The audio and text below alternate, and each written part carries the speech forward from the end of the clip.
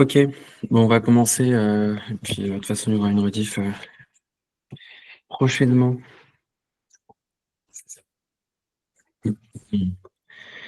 Ok, très bien. Bonjour, et puis bienvenue au notre webinaire pour 2000 Solutions. Merci d'être venu. Et puis, voilà, donc on va discuter de la GNIA dans un contexte confidentiel. Voilà, donc discuter de toutes les problématiques de sécurité, d'implémentation qui sont liées à ça.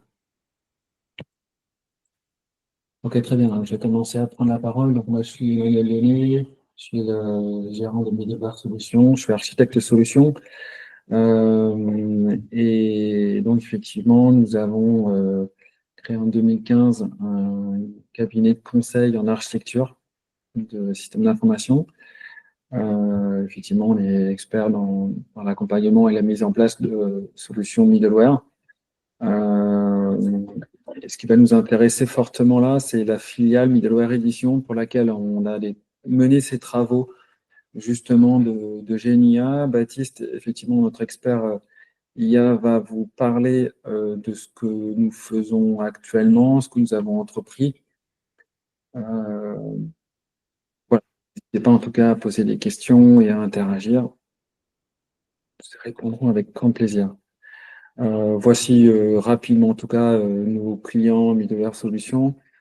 Nous intervenons auprès de toutes les tailles d'entreprises, des grands comptes en passant par les PME jusqu'aux startups. On fait effectivement des travaux de transformation, d'accompagnement aujourd'hui énormément sur le cloud pour transformer par exemple des architectures monolithiques vers des architectures Kubernetes élastiques hébergées sur des fournisseurs. Euh, Voilà typiquement le type de solution, de sujet en tout cas que nous menons pour nos clients. Ok, merci Emmanuel. Du coup, je vais reprendre la main, je vais me présenter un peu plus en détail. Euh, donc, je suis ingénieur chez Miniver Solutions, j'ai une formation data IA, j'ai bossé dans la cybersécurité et j'ai passé une certification sur GCP de Machine Learning Engineer. Euh, voilà. Ce qui va nous servir Ouais, c'est aujourd'hui. ça qui est aujourd'hui la plateforme de prédilection. Donc, on va commencer par établir le besoin, regarder quelles solutions on a sur le marché. Euh, on va commencer à décrire ensuite l'époque GCP et LangChain et l'architecture qui est choisie avec une petite démo. Je te Ok, laisse. donc effectivement, Ok. un rappel sur le besoin originel. Le besoin s'intègre en tout cas aux travaux et aux produits que développe Middleware Edition, donc un produit qui s'appelle Enterprise Flow Repository.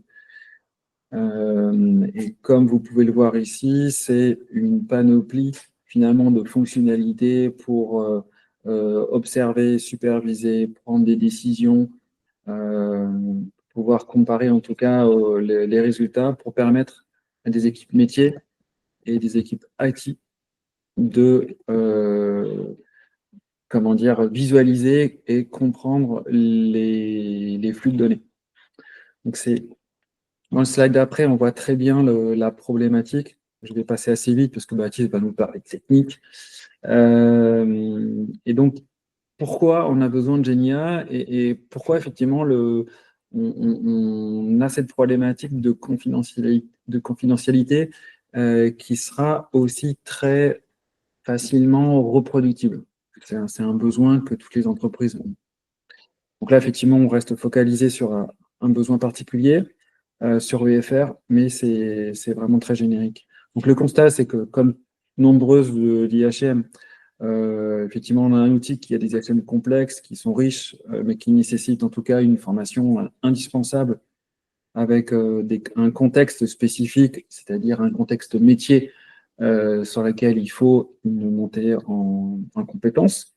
Et ce qu'on attend de la GNIA, en fait, c'est vraiment couper tous ces défauts, c'est-à-dire comprendre l'utilisateur quelque part sans formation ou avec un minimum de data pour lui permettre de trouver le plus rapidement possible la réponse à son problème. Donc c'est pour ça que, effectivement, quand on cherche à proposer un service essentiel ou minimaliste, c'est quelque part uniquement textuel et on vient supprimer, simplifier toute cette partie IHM, bouton, formalisme qu'on peut voir dans l'application EFR de gauche. Tout à fait. Donc, ensuite, on peut en venir à la spécification. On a une plateforme qui est complexe. On va essayer de répondre du coup à une question qui est toute simple. Donc, un exemple de question, c'est où est mon bon de livraison, X, Y, Z. Une question et on essaie d'avoir une réponse adaptée. Comment est-ce qu'on fait une réponse adaptée? On va avoir accès à des API, on va devoir récupérer un vocabulaire métier, récupérer du contexte aussi pour que l'agent ait toutes les informations pour répondre à cette question-là. Et donc, en termes de solutions, on va opter pour un chatbot, donc utiliser les frameworks d'agents, quelque chose qui soit adapté au métier, donc rajouter des bases de connaissances, typiquement du RAG, accéder à EFR. Alors, il y a une approche API, donc qui va se faire avec du tooling, et puis de façon sécurisée en étendant de façon naturelle en fait les droits des API sur l'agent. Donc vraiment une intégration, c'est l'agent qui va s'intégrer au SI. En termes d'acteurs du marché, on a choisi GCP, parce que de part, j'ai plus d'expérience avec GCP et LangGraph. Pour GCP, voilà, parce que c'est plus mature en termes de maturité, en termes de performance, c'est pratiquement les meilleurs. Et puis voilà, il faut réutiliser aussi des outils. Aujourd'hui, il y a deux architectes qui ont beaucoup de compétences sur Kubernetes, sur des déploiements Kubernetes. Donc voilà, on leverage ce genre de compétences. Voilà, donc vraiment, le but, c'est de minimiser les coûts, de réutiliser et d'optimiser tout ça. Oui, après, je viendrai juste compléter en disant que on n'était pas non plus fermé à d'autres solutions. C'est vrai que la solution GCP tombait un petit peu sous le sens. Donc, effectivement, ce schéma et cette représentation du marché illustre bien, en tout cas, l'omniprésence et la qualité des produits de Google. Mm. Après, vous le verrez, Baptiste viendra vous expliquer pourquoi est-ce que aussi LangGraph, pardon, euh, est venu s'insérer dans cette problématique. Tout à fait. Peut-être quelques mots sur la confidentialité. Donc, qu'est-ce qu'on entend par confidentialité c'est-à-dire le premier point, c'est d'avoir une identité déterminée. C'est-à-dire quand un utilisateur réalise des actions dans un système d'information, ça doit se faire forcément de manière identifiée. Il est impensable, impossible de le faire au travers de comptes génériques ou effectivement d'une identité qui peut être masquée.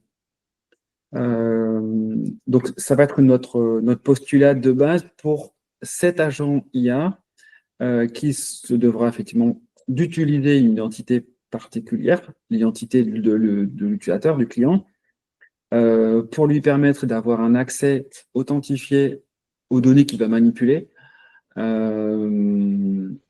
et pour lui permettre aussi de garantir un périmètre de visibilité, c'est-à-dire que si l'agent demande un accès à une information particulière, et on garantit, ou en tout cas le système doit lui garantir qu'il a bien le droit. Donc en termes d'objectifs, ce qu'on va chercher à faire, c'est bien réutiliser les briques du système d'information, les briques présentes dans le SI. Donc on va parler de SSO, de gestion d'identité, de la sécurisation qui va être en place pour effectivement, quelque part, que notre agent s'intègre au système d'information et pas l'inverse. C'est pas au système d'information de s'adapter à l'agent. Donc, en termes d'architecture, donc, je te propose de passer, Baptiste, de venir compléter. Euh, donc, effectivement, on rappelle ici rapidement les deux grandes familles d'architecture qui sont à notre disposition. Donc, la partie d'architecture orientée database, avec effectivement une base de données, une source de données qui va être centralisée, et puis une source de données qu'on viendra alimenter par différents ETL ou mécanismes d'intégration. L'autre grande famille d'architecture, ben, c'est une architecture orientée service. C'est-à-dire que ce sont les entreprises qui mettent à disposition des API, des services, et c'est chaque consommateur, chaque IHM, on ne réinvente pas ici le principe, chaque API, chaque application mobile. Et donc, effectivement, chaque agent va venir poser des questions, interagir avec l'entreprise en propageant l'identité de l'utilisateur. Et c'est vraiment ça aujourd'hui que l'on va chercher à pousser. Baptiste va vous présenter. Et donc, en termes d'avantages, je dirais que par rapport à la solution database, où on doit tout reconstruire, effectivement, en termes d'accès, en termes de visibilité sur chacune des données, quand on a une grosse database centralisée, c'est ce qui va se passer. L'agent doit venir à chaque fois filtrer, reconstruire finalement le pourquoi et le comment de cette confidentialité, alors qu'avec une approche service, eh ben, en fait, c'est bien l'identité propagée qui va garantir les règles de confidentialité. On ne fait que réutiliser, on ne fait que s'adapter au système d'information. Ok. Euh, donc, on parle beaucoup d'agents. Rappelons quelques concepts. Donc, on a différents niveaux d'automatisation entre le code et l'agent. Donc, on va pouvoir faire appel à des LLM, des chaînes, un routeur, à des machines bêta et ensuite des agents au final. Euh, évidemment, on essaie d'avoir quelque chose d'autonome à 100%, mais bon, c'est pas toujours facile. Un bon exemple de ça, c'est GPT Newspaper. On va prendre une entrée utilisateur et il va nous créer un article de bout en bout euh, en faisant des recherches, donc des appels à des outils, en ayant différents euh, mécanismes d'écriture, de critique et puis de design, et pour publier ensuite sur nos réseaux sociaux préférés. Donc, si on reprend cette architecture-là, finalement, nous, comment est-ce qu'on doit gérer ces différents calls API? Comment est-ce qu'on fait ça? Techniquement, donc, nous, d'abord, on va passer par deux API principalement. Une API business. En fait, on va traduire le langage technique en langage métier en langage technique. En bon de livraison, par exemple, ça va être IDBDL. Ensuite, on va requêter le runtime pour trouver effectivement à quel échange ça correspond. Et ensuite, retrouver le contexte et, par exemple, des contacts en cas d'erreur. Donc, on a quand même quatre bons à faire, à chaque fois avec des états différents, des possibilités d'échec, d'erreur, des mécanismes de replay. Donc, c'est quand même assez un petit peu complexe. Il y a eu un premier POC avec Google. Donc, en termes de... Alors, c'est un état puisque Google vend avec Conversational Agent différentes fonctionnalités. Ensuite, entre vendre et trouver et faire, implémenter, c'est vraiment différent. Donc voilà, on pourra y revenir si vous avez d'autres questions par rapport à ça. Mais finalement, les grands points, les choses qu'on a réussi à faire, qu'on n'a pas réussi à faire avec Conversational Agent. Donc en termes de sécurité, d'environnement et d'infra, ça a été bien, de bout en bout. Parce qu'effectivement, on a le l'OIDC, les environnements, c'est OK, l'infrastructure, c'est managé. Ensuite, on a eu un sacré couac au niveau des sources externes. Donc, par exemple, indexer des datas chaudes. On vous montrera dans un exemple exactement ce que c'est. Mais par exemple, on prend un site et on va scraper le site et ensuite, on va pouvoir demander de faire des résumés sur les infos qu'on lui a demandé, sur les infos du site internet. Voilà, donc on a ces mécanismes qui sont un peu lents. En termes d'outillage, c'est des agents qui sont très vite perdus dans la quantité d'outils et dans la granularité des API en fait complexes qu'on peut avoir sur OFR. Donc voilà, il ne va pas savoir quelle API utiliser, quand, comment. Voilà, c'était pas suffisant. Ou en tout cas, ça demandait trop d'efforts euh, ça demandait trop d'exemples pour lui expliquer qu'il fonctionne correctement. En termes de maturité, bon, c'est toujours en preview. Bon, c'est un peu compliqué. En termes de support, poser quelques questions, j'ai eu des réponses automatiques qui étaient un peu évasives. Et puis en termes de coût, bon, bah, c'est un service managé, c'est un petit peu plus cher que si on le fait soi-même. Euh, voilà, donc il y a aussi le côté coût qui est important. Donc en termes de cible, c'était pas concluant. Donc on est passé à un deuxième POC, Landgraph. Euh, donc même chose. Voilà, le but de POC, c'est de répondre aux points manquants qu'on avait chez GCP en ayant une solution plus bas niveau. Bon, notamment la sécurité, puisqu'en fait, on a une extension naturelle des API du système d'information sur lequel on vient se brancher. Ensuite, c'est du long chain.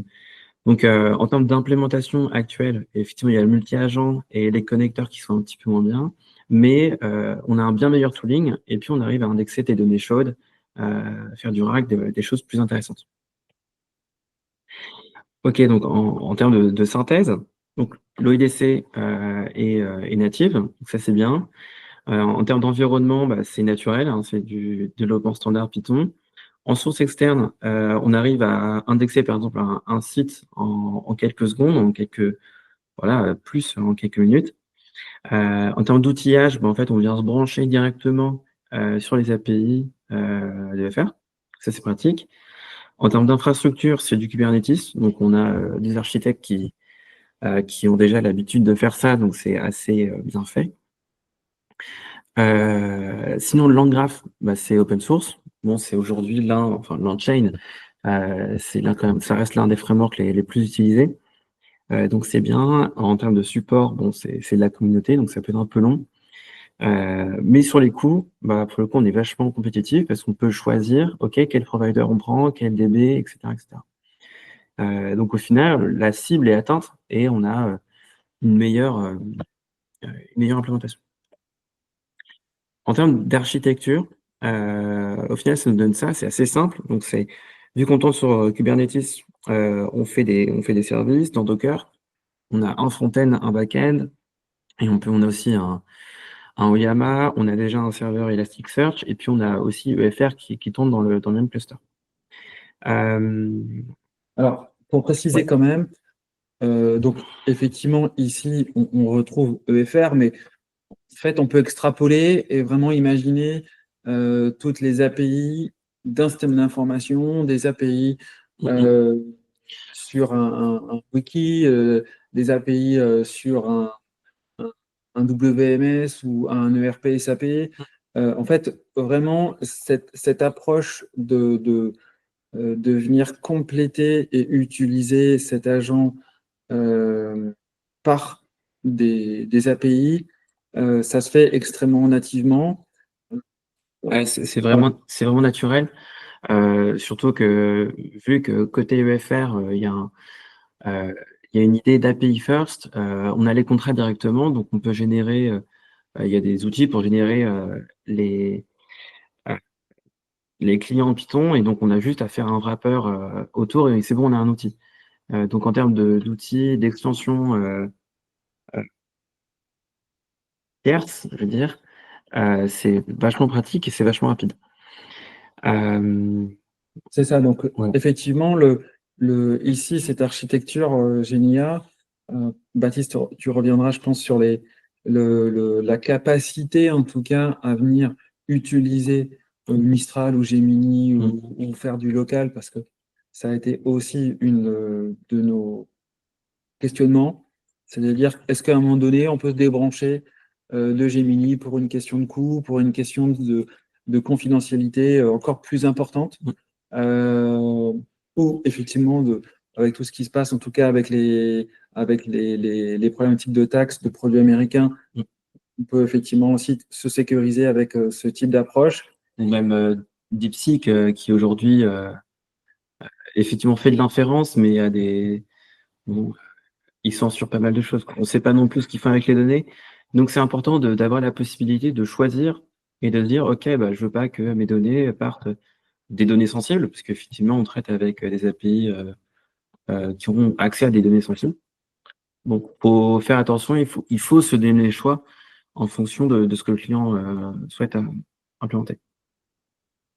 Peut-être un Ouais. dernier mot quand même, l'avis structurant, peut-être sur la partie élastique. Qu'est-ce que ça vient faire là-dedans? On n'a pas parlé.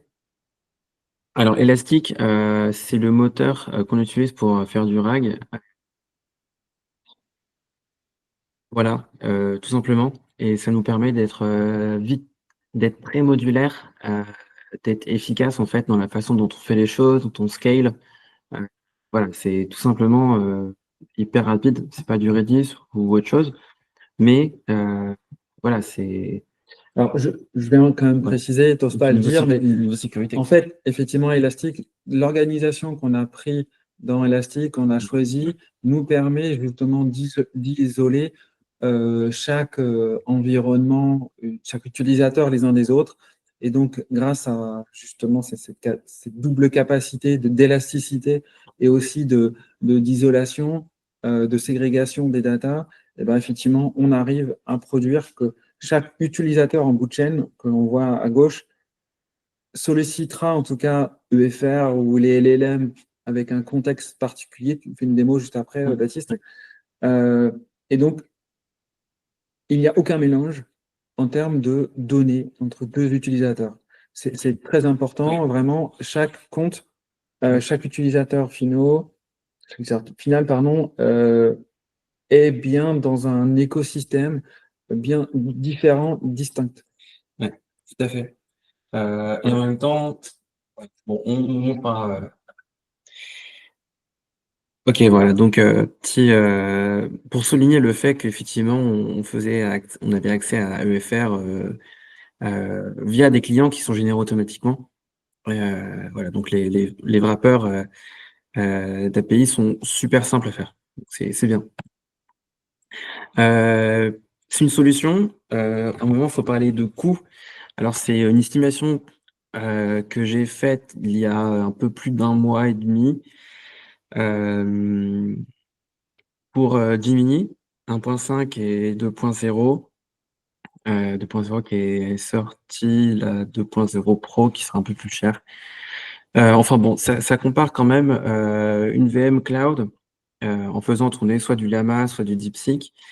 Euh, voilà, évidemment, on a des coûts fixes pour les VM, on a des coûts qui grandissent avec le volume pour les autres. C'est pas la même chose. On a des données aussi qui partent sur des cloud providers. Voilà, c'est différent, ça change tous les mois. Et pour analyser tout ça, un outil qui est pas mal, c'est Artificial Analysis, où effectivement, on voit que au final, Google, avec leur modèle Gemini, ils sont dans le top, puisque niveau prix, ils sont quasiment imbattables. Et puis surtout niveau performance, c'est top. Voilà. OK. Petite démo, assurer la sécurité de la recherche, du partage d'informations entre chaque utilisateur.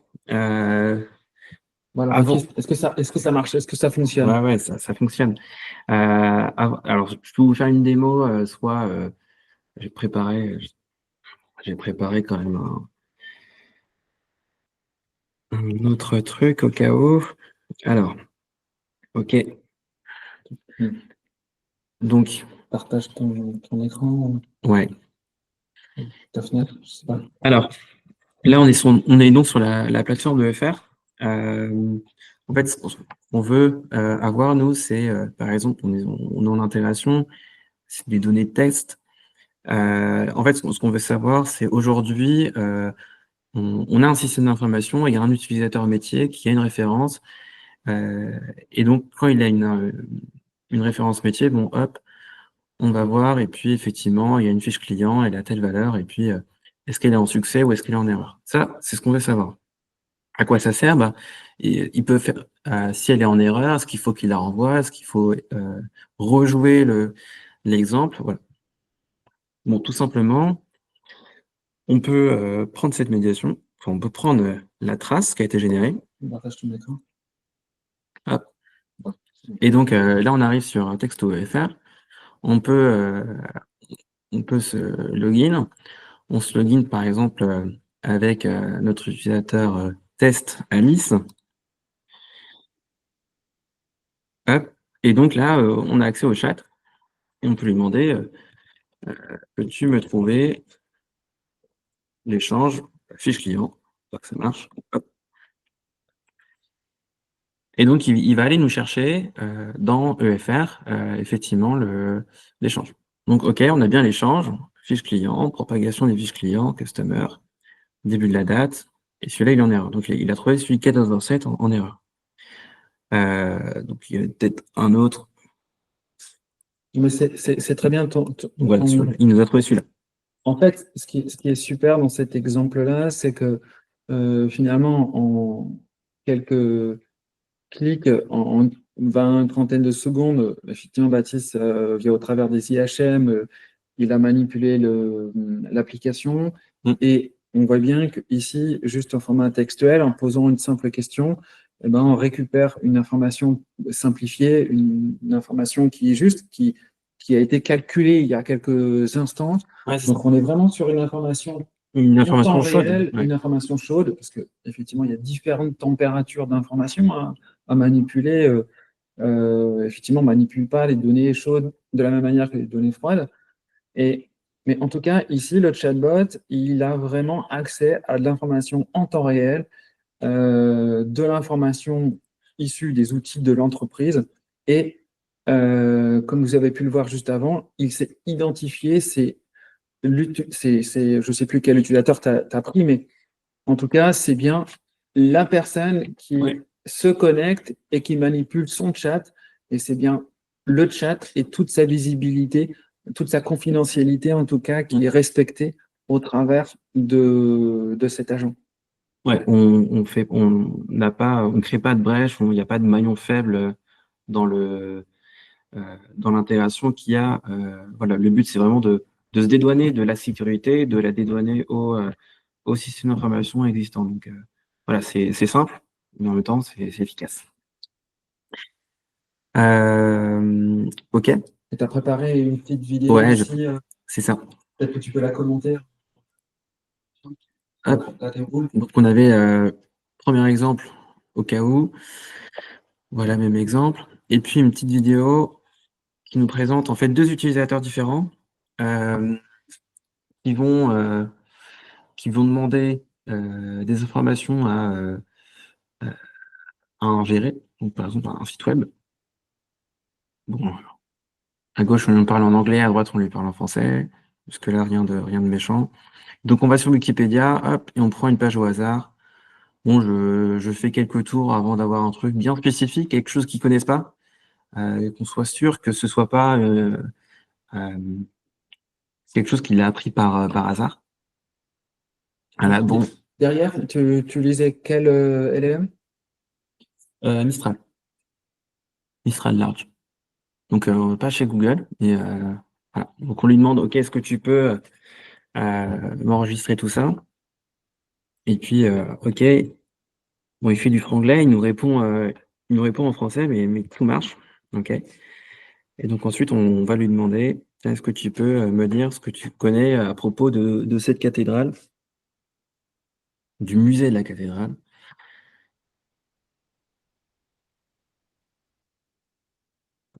J'écris longtemps. Ouais, Hildesheim. OK. Et en parallèle, sur un autre utilisateur, donc les deux utilisateurs sont des comptes différents, évidemment. Euh, et donc, on lui demande de l'autre côté, OK, qu'est-ce que tu connais sur ça? Donc, à gauche, c'est bon, on a la réponse. Et à droite, effectivement, ah bah, j'ai pas trouvé de données. J'ai d'autres sites, parce que j'ai fait d'autres essais avant. Mais j'ai pas ce site-là. Donc, on réussit bien à séparer la donnée, euh, sur 2 index privés utilisateurs. Au runtime, surtout que c'est-à-dire que s'il y a un nouvel utilisateur, hop, dynamiquement, on va créer un nouvel index et puis hop, c'est bon, il a son espace privé de créer.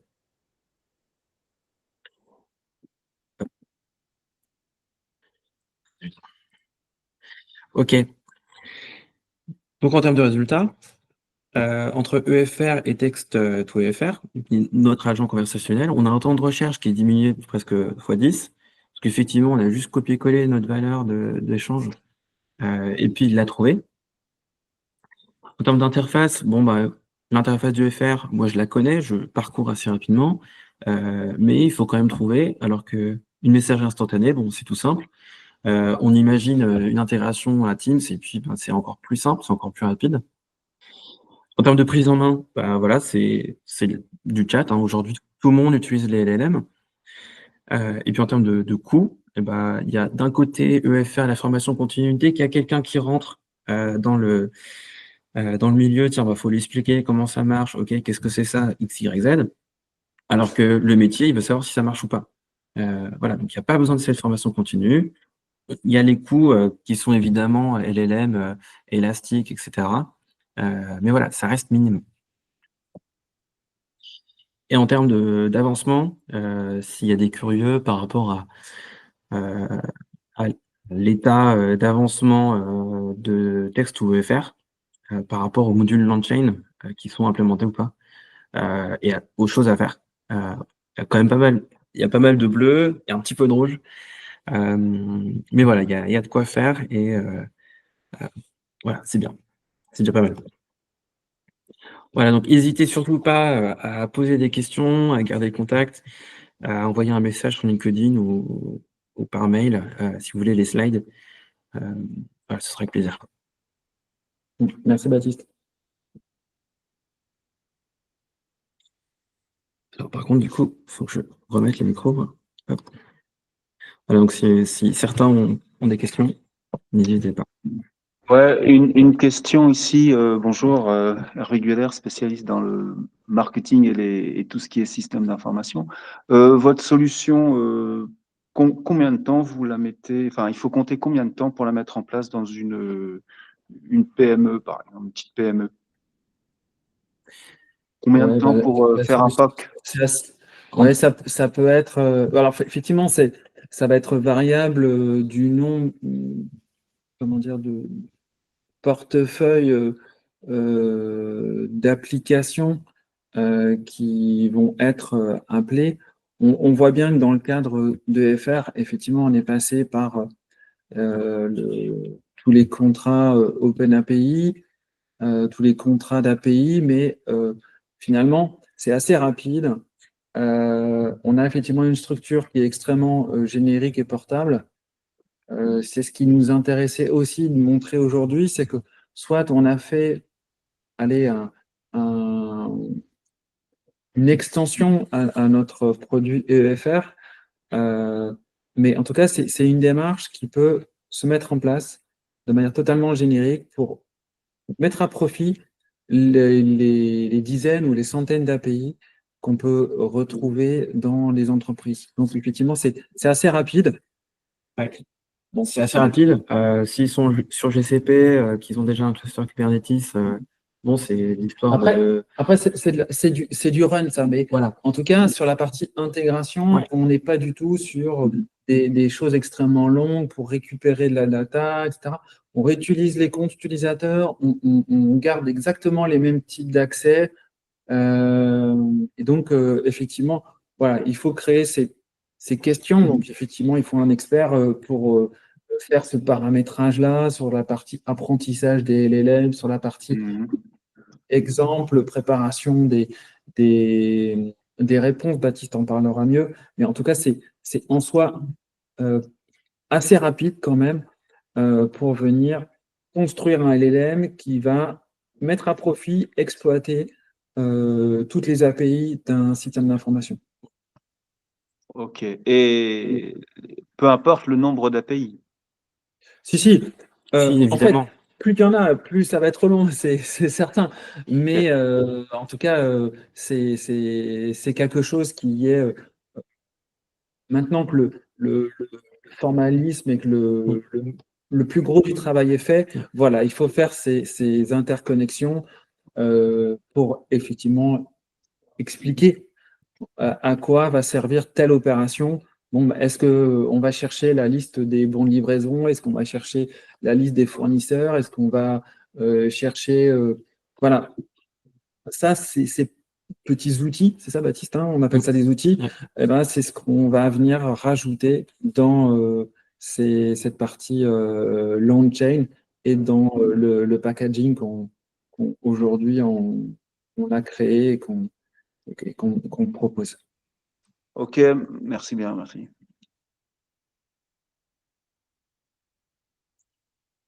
Ok, ça marche. Ok, très bien. Bah, écoutez, on vous remercie pour votre participation. On reviendra vers vous pour discuter voilà, peut-être de vos cas d'usage. Ça marche. Si vous n'avez pas d'autres questions, on vous souhaite une très bonne journée et un bon week-end.